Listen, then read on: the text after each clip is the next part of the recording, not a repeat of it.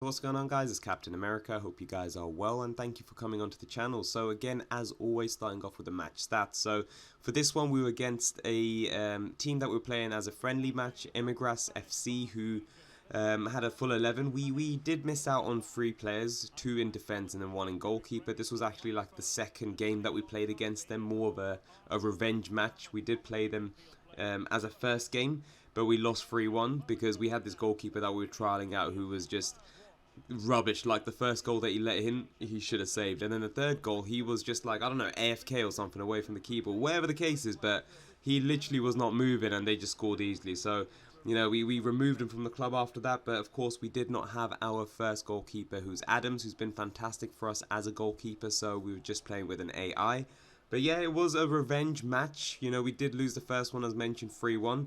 In this game, we won 4-0, and we played the better side. We had 41% possession, but don't get me wrong, our pressing was, on point. We had 14 shots in total, and they only had 3. The opposition only had 3. So, overall, we were playing much, much stronger, but, both teams did not have a shot on target until, like, the 69th minute. That's when we scored the first goal.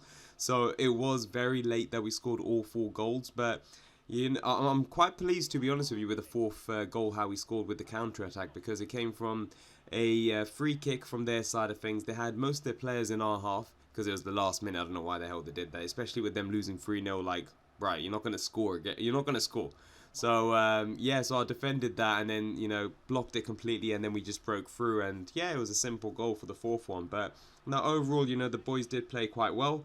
The game itself, for me, I had an 8.0 rating. I had 6 possessions won, only 3 lost, and then I made 2 tackles at 100%. So I did have one of the possession lots lost, which, hands up, was completely my fault. That was towards the end of the video, and it was a case where I done like a through ball, and yeah, it went to the opposition team. So kind of fumbled up around there. I think it was around like the 80th minute, but regardless, still got a clean sheet. We won by 4-0, and yeah, I think if we did have a full team or full 11 on our side, we would have demolished them. I think in general it's always restricted when we do have like AIs, if we can't fill, let's say, the positions for specific friendlies. But was it again, we played fantastic on our side, so do sit back and enjoy. And I want to try something new, and see from your side, who would you recommend as the man of the match for this game? We're going to be starting this for every match now. Just comment down below on who you feel was the man of the match for this game. Just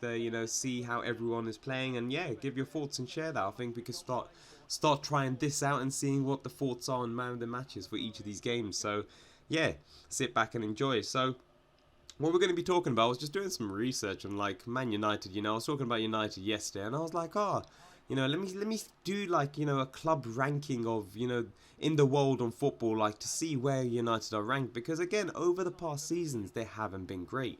So I wanted to see where their position was, and of course there's UEFA, which we could use as an analysis, of course. But around there's always going to be some sort of corruption, with the positioning of where specific teams are. So I did use the UEFA one, plus I saw like these 2 external ones as well, and they were more of the range of where I feel United were, and that was around the 40th in terms of like club world ranking.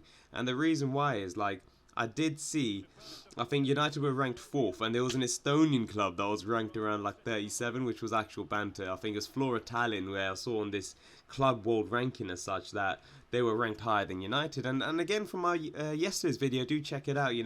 There's so much around United that they do need to improve on. It's not just the transfers or the philosophy that they're trying to embed at the club. It's the boardroom as such, that they need to do something around it. But as a Liverpool fan, I'm glad, and I'm happy to see how things are going and progressing for them. They're not really doing much. But no, I just wanted to share that, I did see them ranked around 40th on this club world ranking. But of course, UEFA's got them down as 18th ranked. They're 1 position higher than Inter, which I find hilarious. Especially Inter Milan have been very strong over the past couple of seasons. They did win the Serie A over like 11 seasons that they did not win.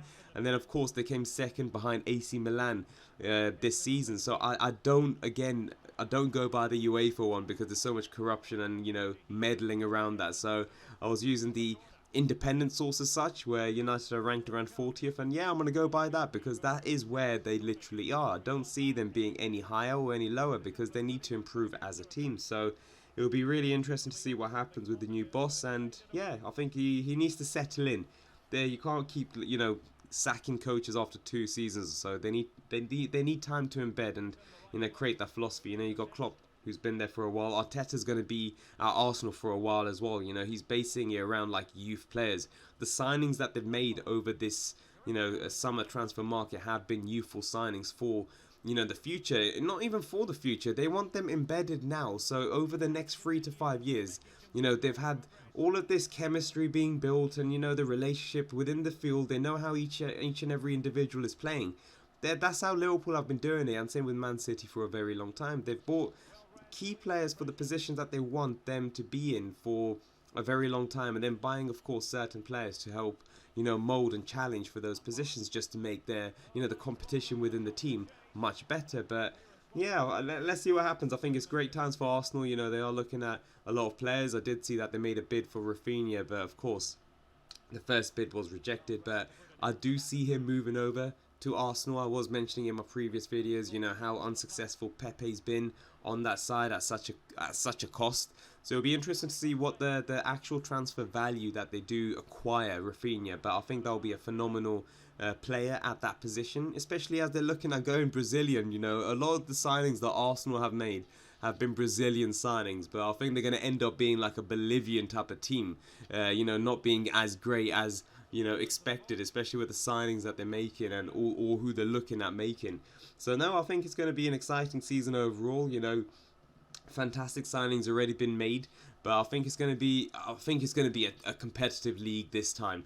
You got Perisic, you've got Haaland, you've got Nunes, you've got like Basuma that's moved over to Tottenham. You've got the likes of Jesus going to Arsenal, Sterling going to Chelsea. Like, there's so much happening at the moment. It's just going to be absolutely insane. So I'm really looking forward to seeing how the the Premier League season will go for next season. And talking about a club that I haven't spoken about in a while, Chelsea. Lukaku, who's now agreed his move back to Inter as a loan. He's taken a 30% pay cut, which is something that's shown that he's going just to see how he's going to be, and I think again it's going to be a case where if he does well, and then he's going to stay with Inter. But again, I don't think Inter's risking it too much, hence why like the salary drop. I think Chelsea had their pants pulled down from Inter Milan with the value that they sold him for, as well as the salary that he was at Chelsea. He didn't have a great season at all. He had over 95 games at Inter Milan over the 2 seasons that he was with them. He scored 64 goals, and of course with one of the seasons he had the Serie A confirmed with them over like 11 seasons that they last won it. So he's an asset of a player, but it'll be interesting to see how he does mold in with Inter. You got also the likes of Dybala from like Juve, who's left. So Inter Milan are looking at purchasing him. So you got the likes of Lukaku, you got Dybala, as well as Martinez. That will be a very strong free lineup. But don't get me wrong, man. They played very well, last season. Even in the Champions League against Liverpool, they were quite a tough opposition. Defensively very hard to like break down, and even attacking wise they were very strong. So the Serie A, I'm glad that it's getting better, and it's not just like Juve that's winning it all the time. They're going over like a rejuvenation, as I've mentioned in my previous video. So I'm glad to see the old classic teams such as AC Milan as well as Inter winning the Serie A. So I'm very glad to see that happening, especially in like the Pro Evo days when I used to play that, man. They used to be the teams to play with. You got like Adriano with like the left foot, like 99 power. It was just absolutely insane. And then you got like the defensive side of things. You would never get past like Cannavaro. You got Nesta, you got Maldini, whoever it is. You wouldn't be able to get past these individuals because it was so hard, like the way that these Italian clubs were. And I used to always play like with Inter. It used to be so cool, man. Inter Milan and AC were amazing to play with, like in the old days, man, on Pro Evo before I transitioned over to like FIFA, of course.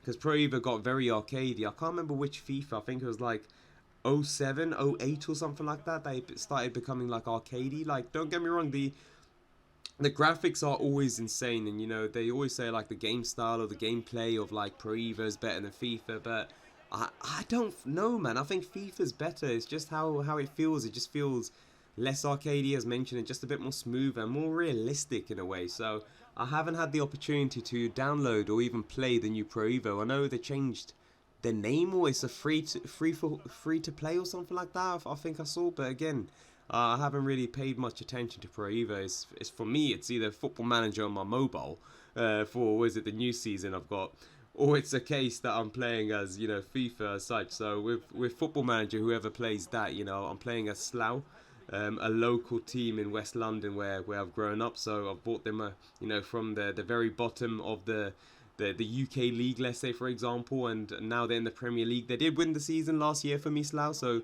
touche to that. I haven't won the Champions League. It's been tough.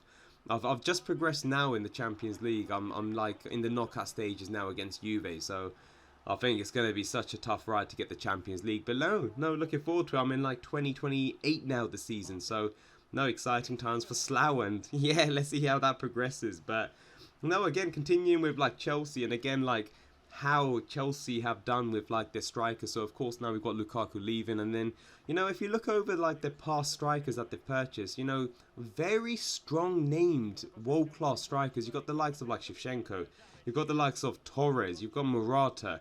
You know, these are high value you know, purchases for Chelsea that haven't lived up to the expectation.